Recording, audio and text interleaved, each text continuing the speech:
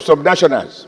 But what we can do as a national parliament that regulate the various institutions is to see what we can do to tinker with the law such that if you design a building and you are obliged to supervise the construction, should the building collapse within a certain number of years, you are liable not only to withdraw your license, you are liable to prosecution.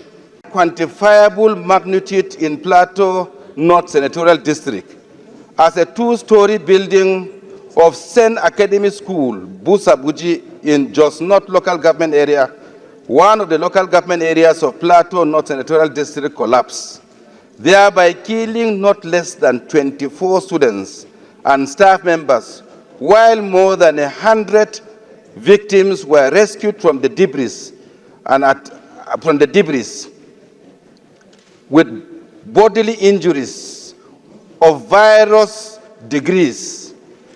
Senate notes with utmost sadness that it was a depressing sightseeing as healthy and agile children who left home to write their examinations in the said school were unfortunately returned to their parents as dead bodies.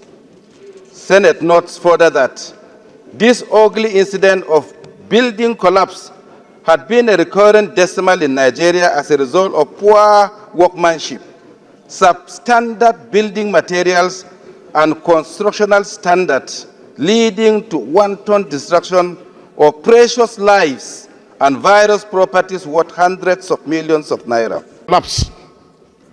The architects that supervise the construction of that building, the building engineers that supervise building should be brought to book. Probably this is the only way we can stop this from happening. Mr. President, we have to save lives and properties of people. Millions of naira have been lost, and hundreds of lives of people have perished because of negligence, professional negligence of some individuals. Mr. President, we should punish those individuals.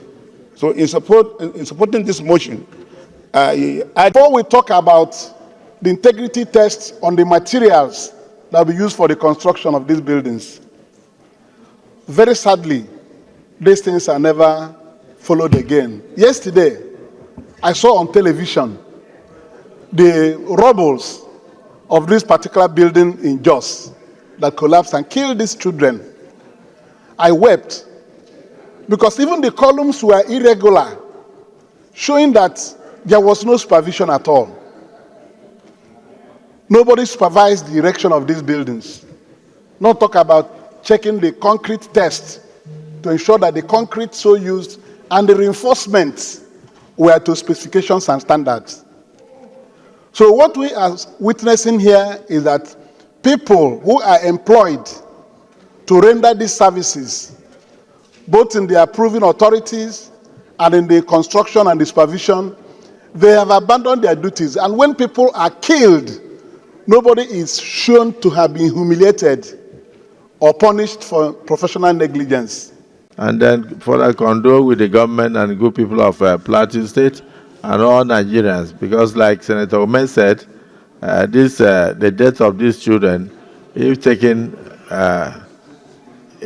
one by one, the identities of the children would definitely include an Igbo man, because he's very sure that the Igbos have spare parts industries in Plateau State, and the children their children want to go to school.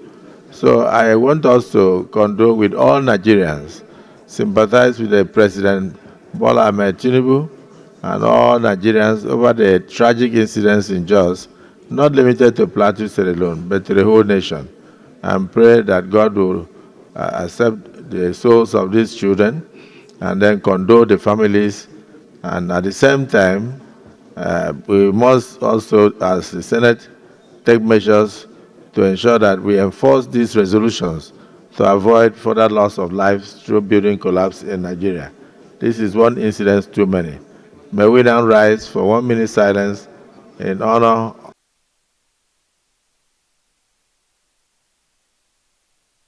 of our dear children who were brutally killed in the building collapse at St. Academy School, Bosabuji, in Jos North local government area of Plateau State, rest in perfect peace.